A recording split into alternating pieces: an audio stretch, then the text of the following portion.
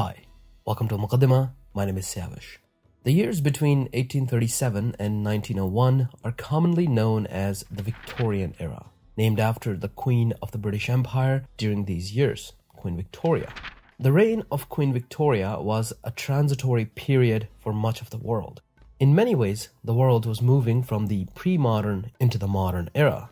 A large number of the geopolitical events that occurred in the 20th and even the 21st century can be traced back to this period. However, for this video, our focus will be only on the Islamic world and how it changed in the 64-year reign of Queen Victoria of the Great Britain.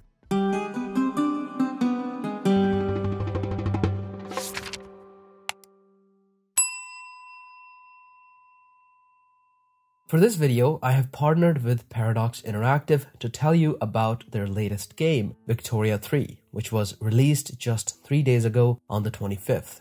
If you like games such as Crusader Kings or Europa Universalis, I'm sure you'll enjoy Victoria 3 as well. With a real history from 1836 to 1936 as your playground, you can choose one of over 100 countries to play as. Its complex systems have you focusing on your state's society and economy. You have to manage relationships with other countries and empires, but also hold various factions of your own country together while trying to expand your production and economy.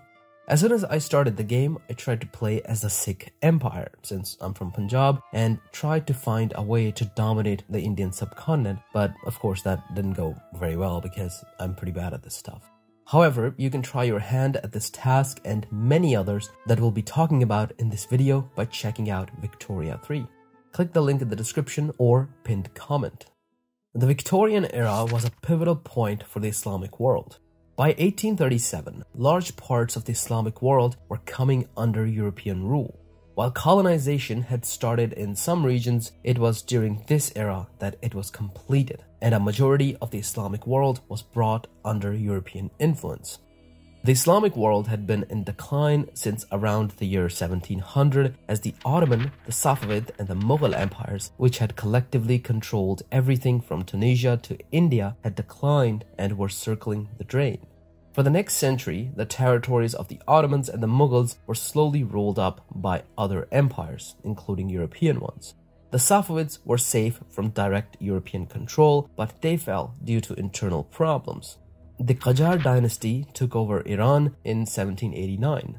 By the end of the second Qajar ruler, Fateh Ali Shah Qajar's reign in 1834, Iran had lost 2 wars to Russia and had ceded significant territory to them and their ambition of expansion into the Caucasus and Central Asia.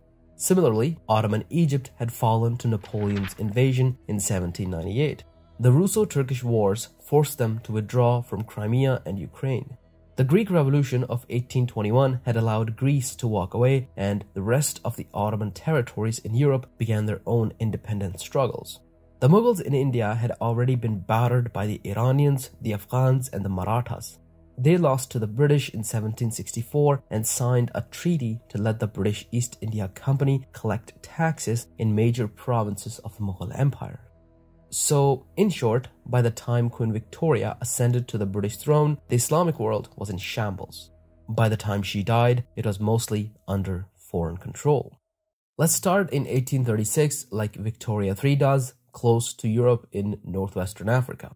This region, commonly known as the Maghreb in the Islamic world, was of great importance to Europeans such as the British, the French, and the Spanish.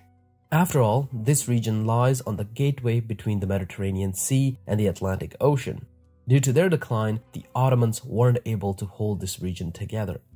Morocco was under the control of the Alawite dynasty since 1631, but they were slowly coming under European influence. By the 1830s, the French had conquered a large portion of Algeria and were trying to expand into Morocco. They were facing resistance in Algeria by various tribal leaders, including the famous Emir Abdul Qadir. Abdul Qadir had fought valiantly and had delivered major defeats on the French, but ultimately he was pushed and escaped to Morocco to seek help from tribes there in 1844. This gave France the justification for attacking Morocco. Morocco lost that war and was forced to cede some territory and recognize French control over Algeria. As for Emir Abdul Qadir, he was forced to surrender in 1847 and Algeria was more or less secured for the French, who turned it into a colony and kept it till 1962. Morocco stayed independent, but due to instability in fighting and economic problems like loans from other states to fund wars and inability to collect taxes, it fell under European influence and was officially turned into a French protectorate state in 1912. A similar thing happened in Tunisia, which was under nominal Ottoman control. The French didn't want the British or the Italians taking it, so they invaded in 1881 and took over to establish a colonial state which remained till 1956. With the Maghreb secured by the French, Egypt was up for grabs. Egypt has always had a lot of significance for the empires that surround it. In 1798, Napoleon had conquered it, but the Ottoman Empire, with the help of the British, had expelled the French by 1801. An Albanian general known as Muhammad Ali Pasha had taken over as the governor of Egypt, although in all but name, he was the king of Egypt. By 1836, Muhammad Ali Pasha had established control over Egypt as well as parts of Sudan, Syria, and Arabia. However, Muhammad Ali's successors slowly fell under European influence. This also resulted in the creation of the Suez Canal, which was completed in 1869. Nice. Suez Canal was both a result of and an incentive for British interests in Egypt. However, many elements of the military and society resented the increasing European dominance of their country and turned against their rulers. As the country reached the brink of a civil war, the British and the French intervened and defeated the Egyptian army to establish their so-called veiled protectorate, which lasted till the First World War, when the British made the rulers of the Muhammad Ali dynasty throw away their nominal Ottoman overlordship and declare Egypt an independent sultanate. In all but name, it was a British colony and remained so till 1952. In 1952, a coup overthrew the monarchy and established the modern Egyptian Republic. To the east, Arabia was pretty normal during the Victorian era. The holy cities of Mecca and Medina were under nominal Ottoman control and parts of Inner Arabia were fighting each other. There had been a first Saudi state, which was established in 1727. It fell in 1818. It's famous for its collaboration between the Saudis and the Wahhabis, which interestingly is still going on today.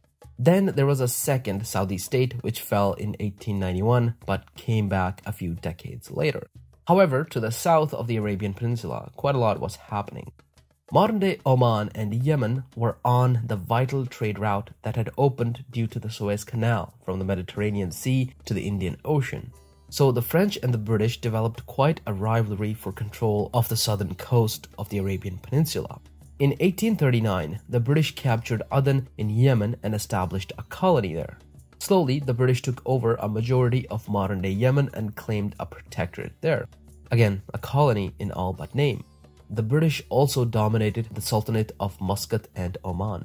Similarly, the Trucial states in what is now the United Arab Emirates were established under the British Crown in 1820 as an informal protectorate. This remained till 1971 when the United Arab Emirates gained its independence.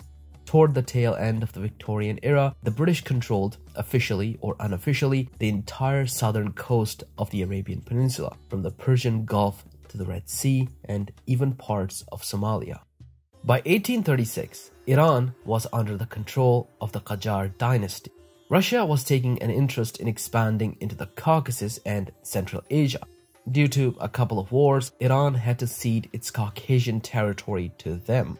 By the 1880s, the Russians had taken over most of Central Asia and shared two borders with Iran, the Caucasus one and the Central Asian one. To the east, the British ruled the Indian subcontinent and unofficially controlled Afghanistan. The great game between Russia and the British played out in Iran as well. Both Russia and the British tried to dominate the Iranian monarchy. Iran relied on them both for loans and support, and people began seeing the monarchy as the puppet of the Europeans. So, in short, the British were angry that there was too much Russian control over the monarchy. The Russians were angry that there was too much British control over the monarchy, and finally everyone was angry that there was too much British and Russian control over the monarchy. Although all wasn't bad in Iran during this time, it began to modernize quite a bit in the Victorian era. In 1906, the people forced a switch to a constitutional monarchy, but the parliament remained only till 1908 when the Shah overthrew it with the support of both the Russians and the British. Some habits die hard, I guess. In the 18th century, the Russians had expanded to the borders of Central Asia. They were slowly beginning to assert influence on the Kazakh Khanate. Various Khans put the Khanate under Russian protection, but by 1836, a large number of the former Kazakh territory was under Russian control. In the 1840s, they expanded and the Khanate fell in 1847. By the 1880s, they had taken over most of Islamic Central Asia.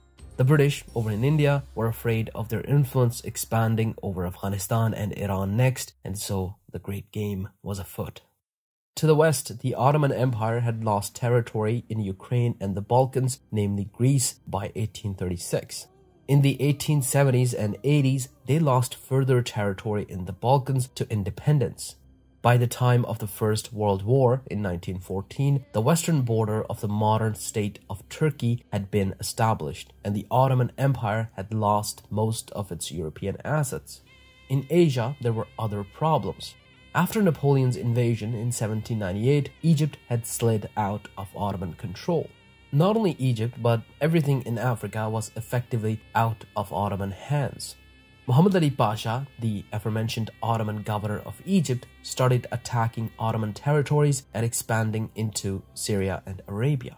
Internally, there were calls for improvement of the empire through modernization, and the first Ottoman constitution was put into effect in 1876, but that topic is a bit of a dumpster fire and it's really complicated, so I'll avoid that in this video.